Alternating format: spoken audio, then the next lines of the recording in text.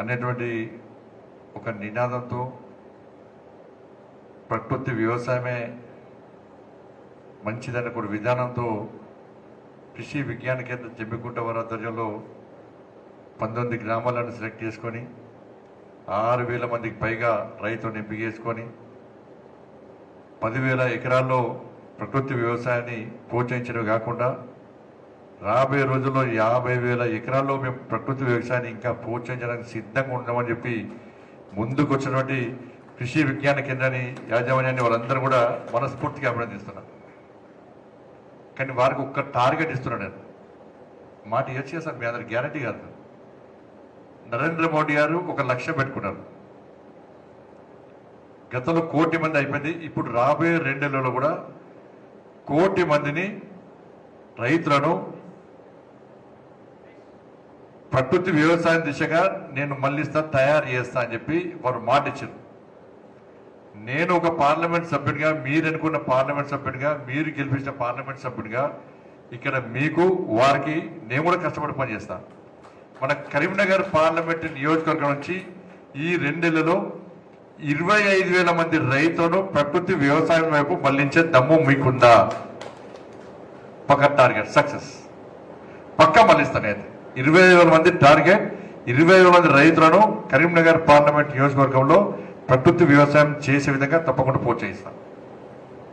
ఎందుకంటే ఒకరు గుర్తుంచుకోవాలన్నా, మనం పైసలిచ్చి రోగాన్ని తెచ్చుకుంటున్నాం. బజార్లో పోయి పైసలిచ్చి రోగాన్ని కొనుక్కుంటున్నాం మనం. అందుకే ఇప్పుడున్న 16 ఏళ్ళ యువకుని చూడుని, ఇప్పుడున్న 90 ఏళ్ళ ముసలైన చూడుని, ఆయన ఆరోగ్యంగా ఉంటాడు. ఆయన్ని ఆరోగ్యంగా ఉంటాడు. బీపీ ఉండదు, షుగర్ ఉండదు. ఇప్పుడు 10 ఏళ్ళకే బీపీ షుగర్. లాస్ట్కు రాను డాక్టర్లు ఏం చేస్తున్నారు, మీరు రైస్ బంద్ చేయండి, కూరలు ఇవన్నీ ఇవన్నీ బంద్ చేయండి, మిల్లెట్స్ తినండి, ఈ తిండి బంద్ చేయండి, తిండి ఇంకా కూడా వస్తున్నట్టున్నారు. మీకు ఉజ్బెకిస్తాన్ ఒక దేశం ఉండదు తెలుసా? ప్రపంచంలో వ్యవసాయాధారిత దేశం ఏదంటే ఉజ్బెకిస్తాన్. ఉజ్బెకిస్తాన్ నుంచి ప్రపంచం మొత్తం పూడిది ఫుల్. అబ్బా ఉజ్బెకిస్తాన్ మొత్తం వ్యవసాయం అట కొడితే అందరు పోయి చూసి వచ్చారు. లాస్ట్కి అలా ఉజ్బెకిస్తాన్ పరిస్థితి అంటే అడకదిన్నే పరిస్థితి వచ్చింది. నీళ్ళలో మొత్తం భూములన్నీ నాశనం అయిపోయింది. ఎందుకంటే కెమికల్స్, ఎరువులు వాడడం వలన అధిక పంట కోసం ఎక్కువ పంట రావాలి, ఎక్కువ పైసలు రావాలని చెప్పి ఆతృతపడి ఎక్కువ ఎరువులు వాడడం వలన భూమి మొత్తం సర్వనాశనం అయిపోయి ఇలా ఉజ్బెకిస్తాన్ పరిస్థితి అడకదిన్నే పరిస్థితి వచ్చింది. వాళ్ళు ఇలా తిండికి లేని పరిస్థితి. అప్పుడు ఆతృతపడ్డారు, అందరికీ ఆదర్శమైనరు. వాస్తవాలు గమనించలే మనం. ఇవాళ వాస్తవాలు గమనించక కొంప కొల్లేరింది. ప్రపంచంలో అత్యధిక క్యాన్సర్ దేశం ఏదంటే ఉజ్బెకిస్తాన్. ఇదో ప్రసాద్. ఇప్పుడు పంజాబ్ అంటే ఈ భారతదేశంలో పంజాబ్ అంటే అన్నపూర్ణ. భారతదేశానికి పంజాబ్ అంటే అన్నపూర్ణ. ఇవాళ పంజాబ్లో ఒక ఏరియాను క్యాన్సర్ బ్లాక్ గా ప్రకటించారు. Cancer block. ఆ ఏరియాలో ఎక్కువ వ్యవసాయం పడుతుంది. వాళ్ళకు ట్రీట్మెంట్ చేయడానికి ట్రైన్ పోతుంది ఒకటి. ఆ ట్రైన్ పేరు క్యాన్సర్ ట్రైన్. ఏంటి అని సర్వే చేస్తే, ఇట్లాంటి వెంకటేశ్వర గారు లాంటి సైంటిస్టులు సర్వే చేస్తే, ఈ ప్రాంతంలో ఎక్కువ దిగుబడి కోసము, ఎక్కువ ఆదాయం కోసము ఆతృతపడి ఎక్కువ ఎరువులు వాడడం వలన ఇవాళ ఆ పంజాబ్ మొత్తం కూడా క్యాన్సర్. భారతదేశంలో అత్యధిక క్యాన్సర్ రేటు ఉన్న రాష్ట్రం ఏది అంటే పంజాబ్. ఈ ఆలోచించండి. ఉజ్బెకిస్తాన్ ప్రపంచంలో ఉజ్బెకిస్తాన్ నాశనం అయిపోయింది. పంజాబ్ అని చెప్పుకుంటే పంజాబ్ అయిపోయింది. ఇవాళ మన పరిస్థితి అయితే ఒక్కసారి ఆలోచించండి. తెలంగాణ కూడా 4వ ప్లేస్లో 5వ ప్లేస్లో ఉంది నాకు తెలిసి. అంతేనా సార్? మన పరిస్థితి కూడా కదైతే లాస్ట్. ఇది ఎంతవరకు కరెక్ట్? ఇవాళ చిన్న ఎగ్జాంపుల్ చెప్తాను మీకు. ఇది ఆవు పాల కూడా చెప్పాడు. గోమాత పాలిస్తుంది. దానికి సరైన మేత, సరైన విశ్రాంతి ఇస్తే సరైన పాలు ఇస్తుంది. అవునా కాదా?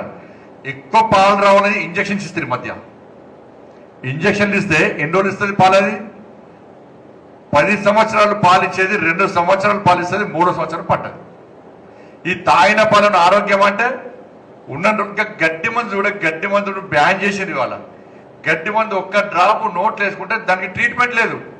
మరి ఆ గడ్డి మందులు మనం వ్యవసాయం వాడుతున్నాం, మనం ఆ గడ్డి మందులు వ్యవసాయం వాడుతున్నాము అంటే గిన్ని లక్షల గిన్ని కోట్ల మందికి ఆరోగ్యానికి ఖరాబ్ అవుతుందా లేదా మనం అర్థం చేసుకుని కాదు. మనకి గడ్డి మందు గురించి ఆలోచిస్తున్నాం, మనిషి చచ్చిపోతున్న ఆలోచిస్తున్నాం మనం. కానీ అదే గడ్డి మందులు వ్యవసాయం వాడుతుంటే ఎన్ని వేల మందికి అనారోగ్యం గురవుతుంది ఇవాళ. ఇట్లాంటి కెమికల్స్ ఎన్ని ఉన్నాయి ఇవాళ. పురుగుల మందదే అంతే పరిస్థితి ఇవాళ. కాబట్టి ఇవన్నీ గుర్తించే ప్రోత్సహిస్తలేమంటే ప్రోత్సహిస్తున్నాం మనం. సరే ఒక్కసారి వెంటనే లాభం రాదు కదా.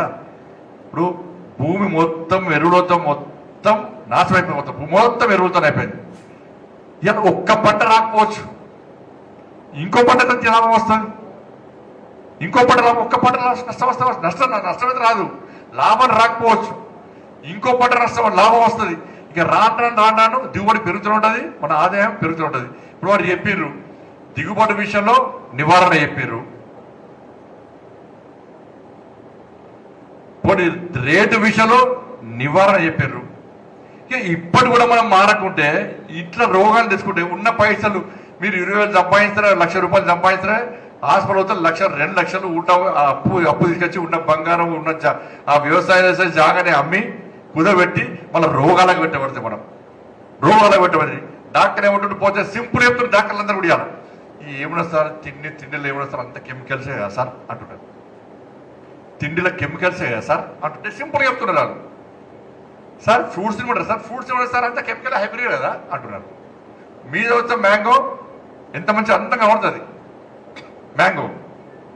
నేనేమైతే హైదరాబాద్లో హైబ్రిడ్ మ్యాంగో తింటే 2 అమ్మాయిలు చచ్చిపోయారు, 17 ఏళ్ళ అమ్మాయి 9 ఏళ్ళ అమ్మాయి చచ్చిపోయారు. నిన్న మామిడికాయ తింటే చచ్చిపోయారు. నిన్న మామిడికాయ తింటే అంటే ఇవాళ దేశంలో మామిడికాయ తినడానికి కూడా భయపడే పరిస్థితి వచ్చింది. అంతేందుకన్నా నేనే ఉదాహరణ. నేను మొన్న హైదరాబాద్లో మిల్క్ దాగి 3 రోజులు బెడ్ మీద అన్నా. నేను బెడ్ మీద ఉన్నా 3 రోజులు. నేనే నాకు 20 సంవత్సరాలు జ్వరం లేదు.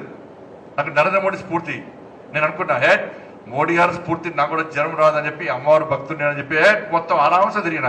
లాస్ట్కి మొన్న హైదరాబాద్ బయటికి వెళ్ళేస్తే పాలు తాగిన 3 రోజులు బెడ్ మీద పడ్డా. 20 సంవత్సరాల జ్వరం లేదు, నాకు దగ్గు లేదు, దమ్ము లేదు, బీపీ లేదు, షుగర్ లేదు, ఏం లేదు.